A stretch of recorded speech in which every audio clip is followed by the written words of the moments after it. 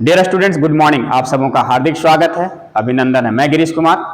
अभी जल्दी से हम लोग शुरू करते हैं, समय ज़्यादा नहीं लेंगे क्योंकि एक एक क्वेश्चन कर रहे हैं, टाइम ज़्यादा लग रहा है। ये 6.3 का कॉम्बिनेशन परमुटेशन का एक क्वेश्चन है, 11th नंबर। देखिए बहुत ही अच्छा क्वेश्चन है, थोड़ा थोड़ा कंडीशन इसमें अप्लाई किया हुआ है। How many ways can the letters of the word permutation, how many ways can the letters of the word permutation be arranged, कितने तरीका से इसको हम अरेंज कर सकते हैं।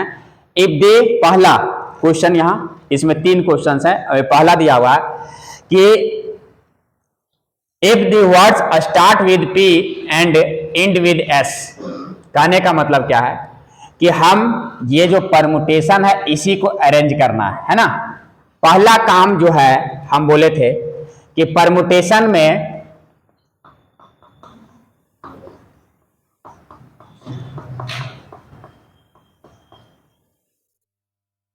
ये है, इसमें कितने लेटर्स हैं, ये पूरा टोटल नंबर ऑफ लेटर्स, इसको लिख लेना है। टोटल नंबर ऑफ लेटर्स कितना है, 3, 5, 7, 3, 10, 11, 11 लेटर्स है। ये हमको क्या करना है, लिख लेना। हाँ, परमुटेशंस भी है ना, अच्छा सॉरी, हाँ परमुटेशंस ये है, छूट गया। तो 12 हो जाएगा, यहाँ 12 है। अच्छा परमुटेशंस है, ठीक है। तो ये टोटल नंबर ऑफ लेटर्स 12 हो गया। इसमें क्या है कि कौन कौन लेटर्स डिस्टिंक्ट है और कौन कौन लेटर रिपीटेड है, इसको भी लिखना है। लिखना है कि नहीं लिखना? यहां देखो पी, ये सिंगल बार, ए एक बार है, आर एक बार है, एम एक बार है, यू, टीज टीज 2 टाइम्स, ए एक ही बार है, टी आ गया, आई, ओ, एन, एस एक बार है, सिर्फ टी 2 बार रिपीटेड था। क्लियर यहां तक? इतना लिखने के बाद अब हम पहला नंबर का सॉल्यूशन में आएंगे। क्या कह रहा है, ये 12 को अरेंज करना है। तो यहां पर कितना हमको अरेंजमेंट कितना करना है, 12। तो यहां 1 2 3 4 5 6 7 8 9 10 2 12, ठीक है। अब इसी को हमको अलग अलग लेटर्स को यहां चेंज करके डालते जाएंगे तो इसका अरेंजमेंट नया नया वर्ड्स बनते जाएगा, बनेगा ना, आराम से समझ में। लेकिन अब कंडीशन क्या दिया हुआ उसको हमको अच्छे से समझना है। कह रहा कि जो भी वर्ड्स यहां बनने चाहिए, words start with P and and with S. मतलब यहां हमेशा स्टार्ट पी से होगा और एंड क्या होगा, एस से होगा। ये कंडीशन है। Clear? So this place can be filled up in P कितना बार है, 1, तो 1p1 मतलब 1 टाइम्स, एंड इसको भी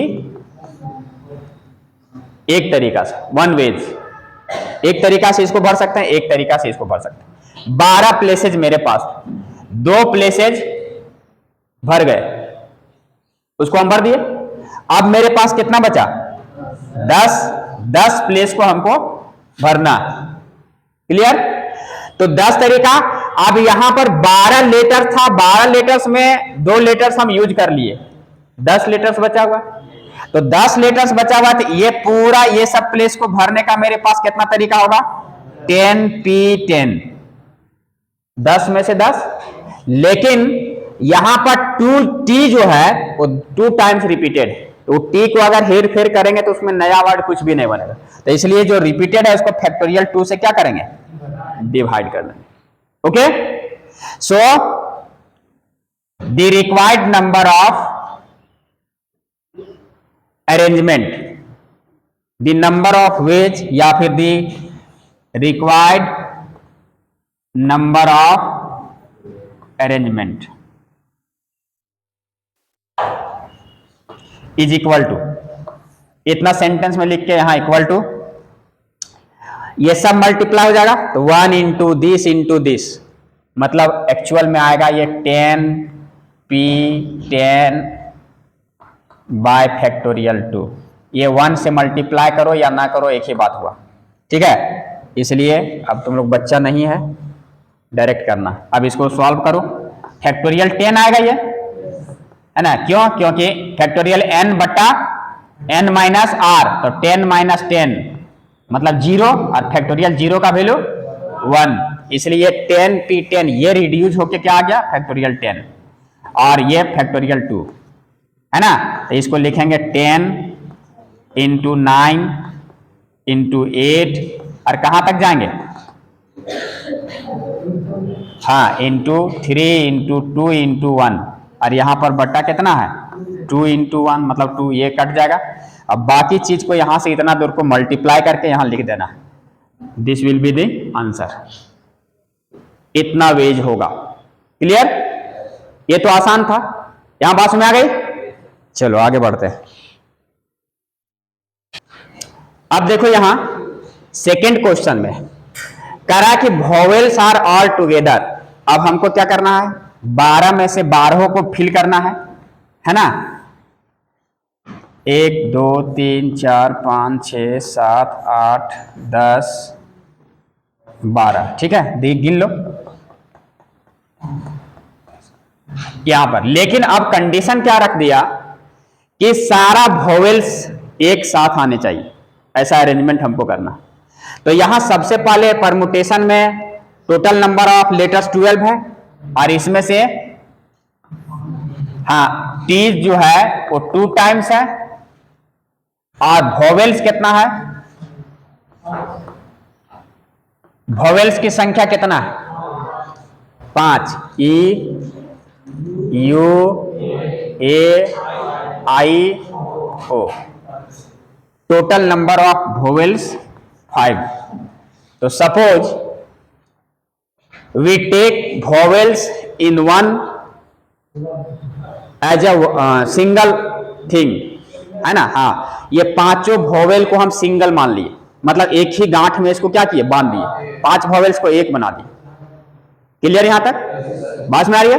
अब 5 वोवेल्स को जब एक बना दिए तो मेरे पास 12 में 5 घट गया, यहां समझना अच्छे से।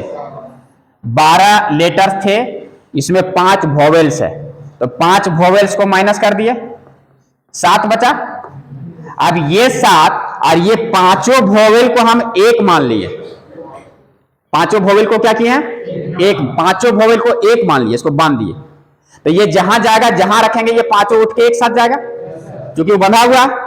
तो ये 7 इधर और प्लस 1 जो पांचों वोवेल को मान लिए एक, तो ये कितना हो गया, 8 हो गया। अब इसको जहां जहां 8 को अरेंज करेंगे तो ये तो बंधा हुआ है, तो जहां अरेंज करेंगे 8 को तो ये वोवेल्स बेचारा अपने आप साथ घूमते चलेगा, क्योंकि उसी को गांठ जोड़ दिए, है ना, बांध दिए। तो आप देखो कि the number of arrangements, the required number of arrangements in which all the vowels are together, in which the vowels are all together is equal to 8 तरीका होगा। फैक्टोरियल 8 जहां जहां जाएगा ये फैक्टोरियल 8 हो जाएगा, क्योंकि 7 वोवेल निकाल लिया और पांचों वोवेल को एक साथ जहां जाएगा, तो यहां तक ठीक है। तो ये फैक्टोरियल 8 वेज। लेकिन अब यहां पर ध्यान और देना कि इतना ही आंसर नहीं होगा, ये पांचों वोवेल्स को आपस में, all the vowels arranged among themselves, आपस में, जैसे ए को यहां, ई को यहां कर देंगे, जैसे ई को यहां ले आएंगे, यू को यहां ले आएंगे, तो आपस में वोवेल्स को भी अरेंज कर सकते हैं कि नहीं। जैसे ये यहां है, ई है, अभी ये मान लो कि ये पांचों एक साथ है, ठीक है, पांचों यहां पर है, ये पांचों वोवेल्स है, लेकिन ये वाला पार्ट यहां बैठ सकता है, ये वहां जा सकता है, ये वाला यहां आ सकता है, ये यहां, आपस में एक्सचेंज हो सकता है ना। So all the vowels are arranged among themselves in factorial 5 ways. ये पांचों वॉवेल्स को आपस में कितना तरीका से अरेंज कर सकते हैं? फैक्टोरियल 5। यहां मेन समझना, ये पार्ट को छोड़ना नहीं कि ये ठीक है, इसको बांध तो दिए हम, एक ही बक्सा में डाल दिए, लेकिन ठीक है ये आपस में इसको कह दिए कि तुम कॉन्सोनेंट के साथ नहीं जा सकता है, तुम लोग पांचों एक साथ जाओ, है ना। लेकिन ये आपस में तो इंटरचेंज हो सकता है, सीट बदल के बैठ सकता है, बस में आ रही है। तो ये आपस में अरेंज कितने तरीका से हो सकता है? फैक्टोरियल 5 वे से। यहां तक क्लियर? अब यहां पर एक चीज और छूट रहा है कि t जो है हमारा रिपीटेड है 2 टाइम्स, तो ये फैक्टोरियल 2 से डिवाइड हो जाएगा। बात यहां तक बराबर? तो अब इसको सॉल्व करने के बाद जो आएगा वही इसका रिजल्ट होगा, आंसर, है ना। फैक्टोरियल तोड़ने आता है ना, अब इसको तोड़ते रहो, मल्टीप्लाई करना है, करते रहो। प्रोसेस समझ में आ गया? क्या हुआ सो समझ में आ गया? क्लियर है? चलो यहां देखो, अब क्वेश्चन नंबर 3। क्वेश्चन यही है कि how many ways can the letters of the word permutation be arranged. अब यहां पर तीसरा नंबर क्वेश्चन क्या कह रहा है कि there are always 4 letters between P and S। अब क्या कह रहा है कि P और S के बीच में 4 लेटर्स ही हो सकता है, मतलब P ऐसा रखना है और S को ऐसा रखना है कि इसके बीच में हमेशा 4 लेटर्स यहां डाल सकते हैं, जैसे यहां E, R, T, I, 4 letters ऐसा डालना हमेशा। तो ये सिचुएशन कितना बार क्रिएट होगा यही हमको देखना है, ऐसा कितना हो सकता है कि सपोज करो एक सिचुएशन है, यहां आएगा, मेन यही समझना कि P यहां डाले तो इसके बीच में 1 2 3 4 तो S यहां आएगा, एक तरीका हो गया, ध्यान देना। हो सकता है अब P यहां रख ले तो S यहां रखना पड़ेगा, तब भी इसके बीच में 4 है, 2 तरीका, ध्यान से समझना। अब सपोज करो कि P यहां रख लो, S यहां रख लो, फिर भी इसके बीच में 4 लेटर्स है, 3 तरीका। फिर अब इसको काटो, P यहां रखो, S यहां रखो, फिर भी 1 2 3 4 इसके बीच में 4 है कि नहीं। फिर ये तरीका क्या होगा, P यहां रखो तो S यहां रखो, तो 1 2 3 4 इसके बीच में 4 लेटर्स है, ये तरीका ये हो गया। ये पढ़े हो ना? हाँ, क्या नाम है इसका? Tally marks. अच्छा चलो, अब फिर यहां तक हो गया। फिर देखो यहां पर काट देंगे तब हो सकता है P यहां रहे, S यहां रहे, तो 1 2 3 4 यहां भी आ गया। हो सकता है कि यहां ऐसा नहीं हो, एक तरीका और आ गया, तो ये P यहां हो तो S यहां हो, तो 1 2 3 4 ऐसा हो सकता है, एक तरीका और। यहां तक क्लियर हो गया? अब देखना ये टोटल यहां पर कितना आया, 5 और 2 7। ऐसा सिचुएशन कितना क्रिएट हो रहा है जहां P और S के बीच में 4 लेटर्स है, 7। तो क्लियर हुआ 7। लेकिन अभी और सोचना दिमाग से, अभी ये नहीं बोला है कि P और S के बीच में बोला है ना, P और S के बीच में। तो अगर मान लीजिए कि हम इसको उल्टा करके पढ़े तो S और P इसके बीच में भी अगर इधर से काउंट करें, हाँ बस में आ रही है ना, कि हो सकता है कि P को इधर से हम काउंट करें, एक बार इधर से लिए ना, अब एक बार P इधर रखें, S इधर करते जाएं, तो P अभी यहां तक आया ना, तो P इधर से रखेंगे, वहां भी तो होगा P और S के बीच में, तो इधर से उल्टा से शुरू करेंगे अगर, तो उसमें हमको ये नहीं बोला कि लेफ्ट से चलना है या राइट से चलना, तो हाँ अभी लेफ्ट से चले तो 7 वेज आया। हो सकता है P हम यहां रखें तो 1 2 3 4 तो S यहां रखेंगे, और इस टाइप से इधर से अगर चलेंगे आल्सो वी गेट 7 वेज, है ना। तो इस टाइप से ये 7 और 7 कितना हो जाएगा, 14 तरीका ऐसा हो सकता है। कितना हो सकता है, 14 तरीका। सो अब यहां पर लिखेंगे, तो ये समझ में आया कैसे हुआ। सो अब इस क्वेश्चन का यहां पर सॉल्यूशन देना है कि so the required number of arrangement, the required number of arrangement is equal to, in which, ये कंडीशन, ये तीसरा का, है ना, always 4 letters between P and S. तो इसका होगा, अब इसी को सजाना है, तो यहां देखना P को जब हम यहां रख लिए और S को जब यहां रख लिए, तो P को एक तरीका से, और इसके बीच में 4, 1 2 3 4, यहां S है और बाकी भी इधर है ना, बस में आ रही कि नहीं? टोटल कितना? तो P को यहां पर, यह टोटल कितना? 12 तो आएगा ना, ये 12 है। तो P को सजाने का एक तरीका, S को सजाने का एक तरीका। तो अभी मेरे पास यहां पर 10 तरीका होगा, और क्योंकि 10 लेटर्स को 10 प्लेसेस में फिल करना, भरना है, तो ये कितना हो जाएगा? फैक्टोरियल 10। लेकिन T जो है सो 2 बार रिपीटेड है ना, T जो है सो कितना है? T is 2 times repeated. तो ये फैक्टोरियल 2 से रिपीट वाला क्या होगा? डिवाइड हो जाएगा।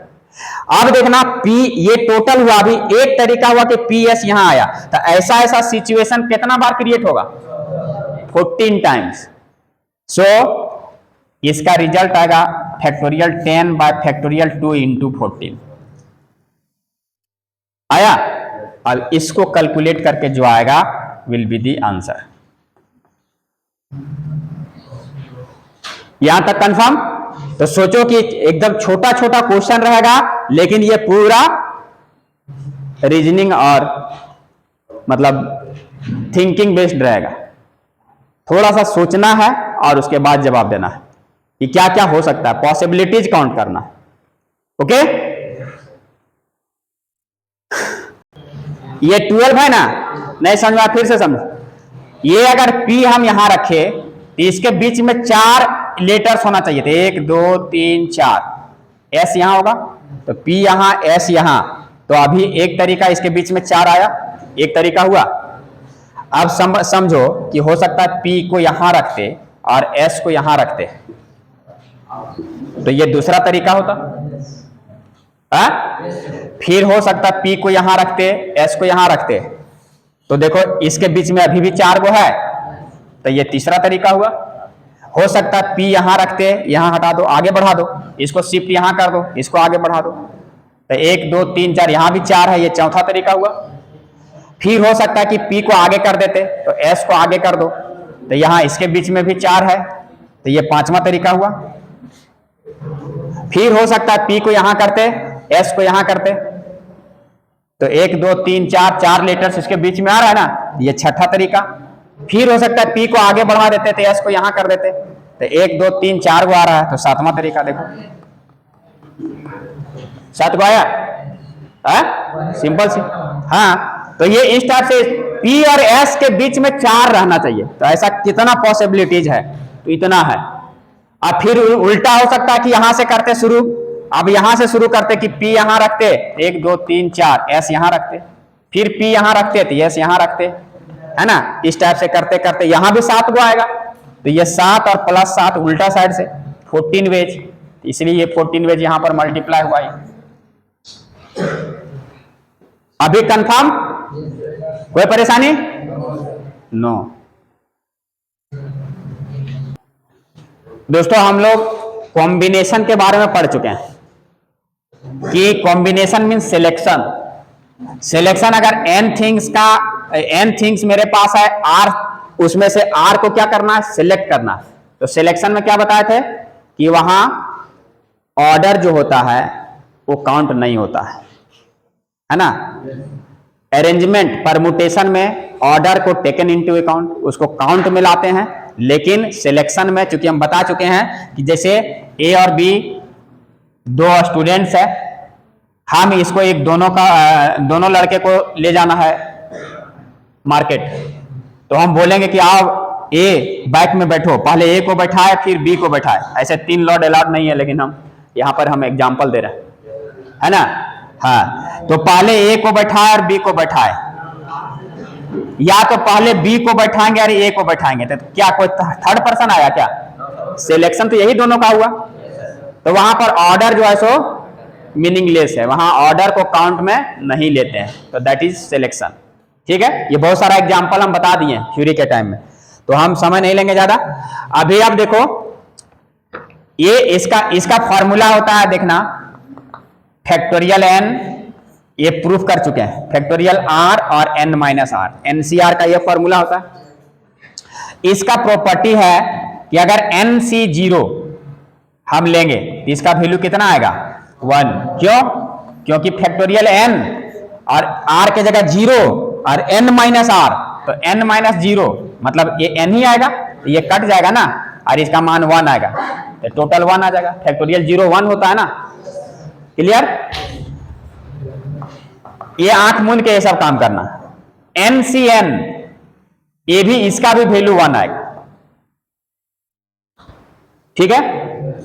इसका भी वैल्यू क्या आएगा 1। क्यों? देख लेना, एन फैक्टोरियल, इसमें इसको घटाएंगे, आर के जगह एन है और एन माइनस आर, तो एन माइनस एन, आर के जगह एन ही है ना, तो देखो ये एन एन कट गया और ये 0 आ जाएगा और इसका मान 1 होता है, तो टोटल रिजल्ट 1 आ गया, तो ये फॉर्मूला बन गया। तो ये सब कॉमन चीज है, इसको दिमाग में रखना है। इसके बाद एक बहुत ही इंपॉर्टेंट 4th नंबर है प्रॉपर्टी, ये कहा था कि अगर NCX है और यहां इजकल टू NCY है, ये बराबर दिया हुआ है, तो यहां कंडीशन होगा कि ये और ये बराबर तभी होगा, LHS और RHS बराबर कब होगा, जब या तो x बराबर y होगा, x और y बराबर होगा तभी LHS बराबर और RHS बराबर होगा, ठीक ना? दूसरा, इफ सेकेंड, अगर x और y बराबर नहीं है तो कंफर्म है कि x प्लस y जो होगा ये दोनों का सम इस n के बराबर होगा। ये मोस्ट इंपॉर्टेंट प्रॉपर्टी, ठीक है? इसको इसी से रिलेटेड क्वेश्चन आता है जनरली, वहां कंफ्यूज नहीं होना है। जैसे देखो ये पहला, अभी अगर हम देख लेते NC2 निकालने का पता नहीं चलेगा कि NC2 कहां से आएगा, है ना? NC2 ही निकालना था ना, हाँ। तो देखो यहां पर इस क्वेश्चन का आंसर यहां कैसे होगा, तो ये प्रॉपर्टी देखो, NCX बराबर NCY, लेकिन ये x और y 2 और 8 बराबर नहीं है, नहीं है ना? सो क्लियरली यहां लिखना सॉल्यूशन में कि since 8 is not equal to 2, this implies 8 plus 2 is equal to n, this implies n is equal to n। So now NC2, this means n के जगह वैल्यू बैठाओ 10C2, अब इसका वैल्यू बैठा दो फैक्टोरियल 10 फैक्टोरियल 2 और 10 minus 2। अब इसका काटना तुम्हारा काम है, 10 इंटू 9 इंटू फैक्टोरियल 8 लगा दो, ये 2, यहाँ 8 क्यों लगाया कि इसको घटाने के बाद 8 आएगा, ये क्या होगा, कट जाएगा, ये 2 5 जा 10 आ जाएगा और ये 45 आ जाएगा आंसर। NC2 ये जो वैल्यू निकालना था इसका वैल्यू कितना आ गया 45। तो पहले n निकालेंगे तभी तो पता चलेगा, तो ये प्रॉपर्टी जब नहीं जानेंगे ये वाला तो ये नहीं सॉल्व होगा, इसलिए इस प्रॉपर्टी को जानना है। बात यहां तक समझ आ गई, कोई परेशानी? तो यहां तक हो गया, एक एक न्यूमेरिकल्स हो गया। फिर इस एक्सरसाइज का हम बाकी बना के आओ, जो नहीं बनेगा इससे आगे फिर हम देखेंगे। तब तक के लिए आप पढ़ो, आगे बढ़ो और अपने समाज को आगे लेकर के आओ। यहाँ मेडिटेशन 10 मिनट का 15 मिनट का बहुत जरूरी है, क्योंकि यही जो टीन एज है, यही एज है हमारा दिमाग भटकता है, थोड़ा सा मन नहीं लगेगा, उसको मेडिटेशन से या वार्तालाप से, दोस्तों से डिस्कशन से और अपने लाइन और लेंथ को बनाए रखना। अगर आपका लाइन और लेंथ अभी इस सिचुएशन में बना रहेगा 3-4 साल, पूरा जिंदगी ऐश करोगे, और यहां अगर लाइन और लेंथ अगर बिगड़ेगा तो सीधा बॉल्ड। बात में आ रही है? हाँ, तो आज के सेशन में इतना ही, फिर मिलते हैं नेक्स्ट सेशन के साथ। तब तक के लिए अगर वीडियो पसंद आए तो लाइक शेयर एंड सब्सक्राइब जरूर करें, और तब तक के लिए बहुत बहुत धन्यवाद। जय हिंद, जय भारत।